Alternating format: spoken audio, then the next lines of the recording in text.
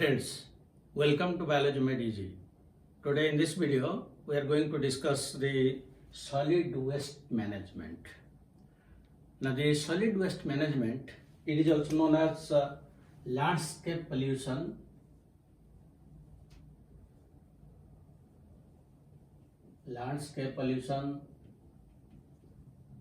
it is also known as third pollution, also refuse pollution. So these are the different names.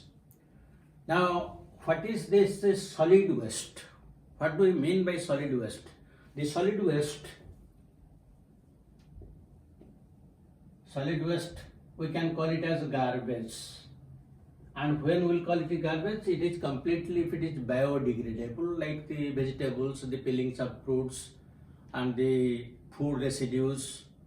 So these are known as usually garbage. It can be also called as rubbish. If this is that is non-biodegradable, like the plastics, glasses, ceramics, tiles, the rubbers, they are known as rubbish. It is also known as refuse. So refuse includes both biodegradable and non-degradable. It includes the both. It is also known as trash, and we can call it also junk solids. So these are the different names by which we can call the solid waste, depending upon the type, whether it is degradable, biodegradable, or non-biodegradable. Now, the solid waste, what is the source of this solid waste? Let us discuss that one. The sources. So the first and most important source of this solid waste is the municipal solid waste. Now this municipal solid waste, it includes the solid waste collected from the residential areas,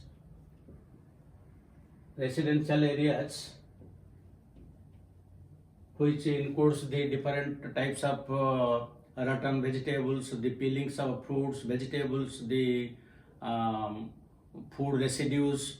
Then it includes the commercial areas, then offices. From the office, the different types of papers and other things. Then the schools, restaurants. So even the slaughterhouses, then construction materials,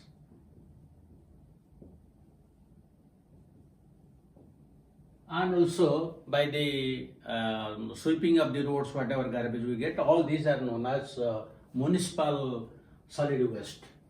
Now the second category that we can give rise to, that is medical waste. Now the medical waste we can include also under this municipal solid waste, but because of its importance, we have separated it into another category. Because the medical waste, this is again of two categories. Some are that is biomedical waste,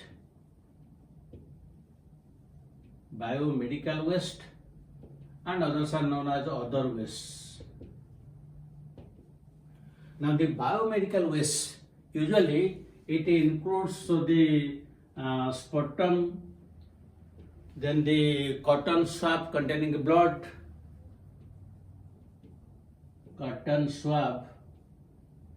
with blood, then also the amputed parts of patients. So these are highly harmful to the human beings, and they are quite infectious because they contain sputum, cotton swab with blood, amputated parts, and all these things, they are very highly infectious. So how to treat those things, that also we'll discuss. Then among the other waste, it includes the syringes,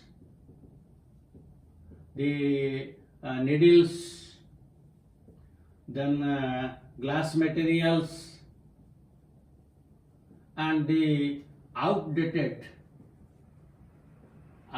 medicines.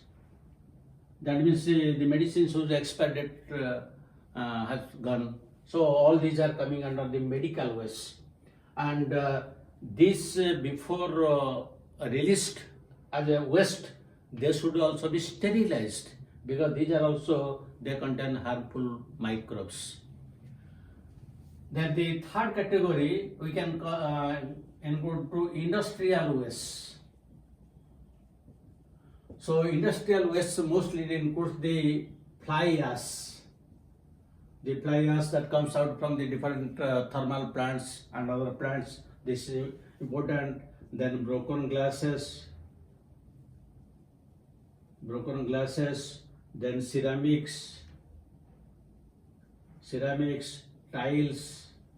So these are the different types of substances. In addition to the different types of chemicals, pesticides, they are different. But we are discussing only the solids. So these are the different types of. And the fourth category is electronic waste. And electronic waste, they are usually known as e-waste. Now the electronic waste usually it includes the old, unused computers, then cell phones, then television sets, and also computer games. So these are coming under the e-waste or the electronic waste. Usually the advanced countries, the European countries which are more advanced, usually their old this e-waste they send to the developing countries like India, China and Pakistan, because here there is more manpower and they can manually they separate the different parts, because from these different parts usually copper, nickel, cadmium, then silicon and also gold. The different types of metals are usually obtained while dismantling all these things, but this is also quite dangerous unless they are recycled. So these are the four main sources of solid waste: municipal solid waste, medical waste, industrial waste and electronic waste. Now how to manage these waste, that we have to discuss in the next point, that is the management of waste.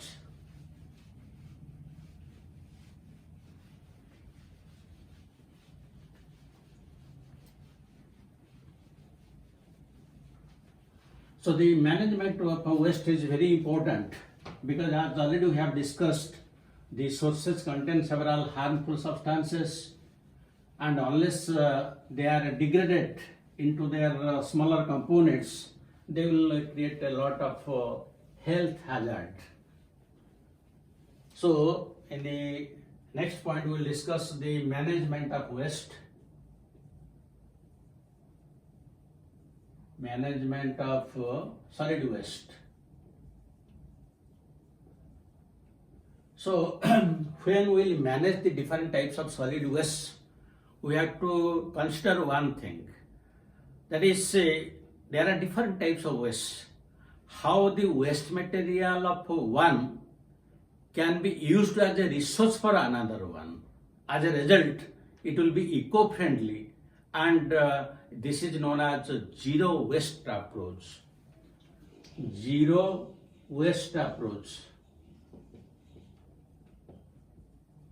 That means the solid waste of one type of waste can be used as a resource for another. So that should be taken in mind. Then only we can reduce the number of waste. So how to do this?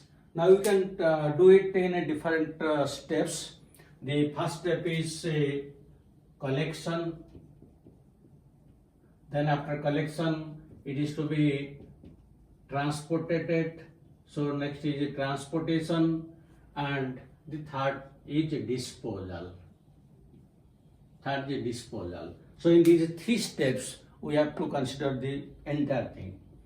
Now in the first step, when we will collection, that is when we will collect the different types of solid waste from the residential areas or commercial areas or school, college, office, anywhere. We have to, because this is the source of collection, so from the starting point, we have to separate the different types of waste using different types of dustbins. So the different types of dustbins which are usually used, while collecting the different types of dustbins we will use. One we can use as the green color dustbin. And the green color dustbin usually it contains all the biodegradable substances. So from the houses, restaurant, usually the peelings of fruits, vegetables, the food residue, the eggshells, the fish, meat, whatever the residue is there. So all these things are should be put in a green color dustbin. In a green color dustbin, and that is biodegradable. So from the beginning we have separated it. Then the second category is the blue variety, and the blue variety usually it contains all non-biodegradable. So the non-biodegradable, it includes all types of these plastics, rubbers, which are not degradable.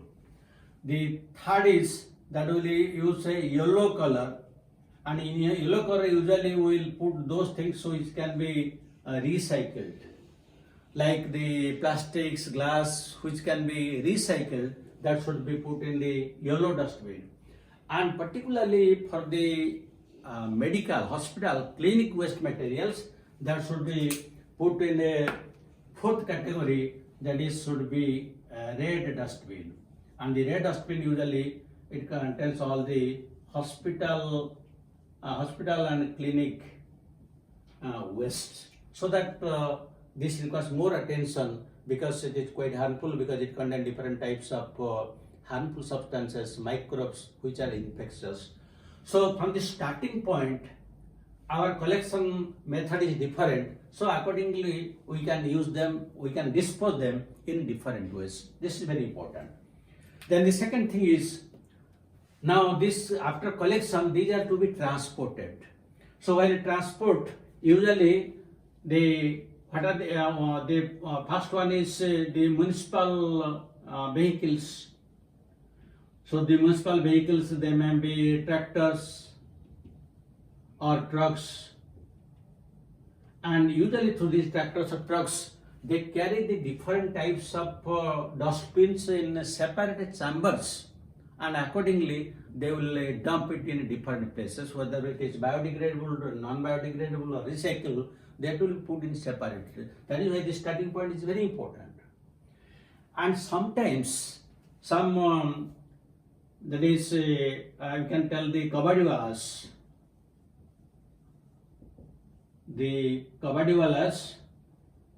and the ragpickers, they help in separating this and transporting this substance to some extent. Because the kabadiwalas, they separate the recycled materials from the non-recycled materials. The rag pickers, in spite of their danger to their health, they also separate the different types of biodegradable and non-degradable substances. And one thing this should be kept in mind here, whether they are kabadiwalas or whether they are rag pickers, whether they are municipal transporters, all of them should use gloves in their hands and mask in their face to protect themselves from the harmful materials during transportation. Then after transportation, the waste material now reaches the point where it is to be disposed.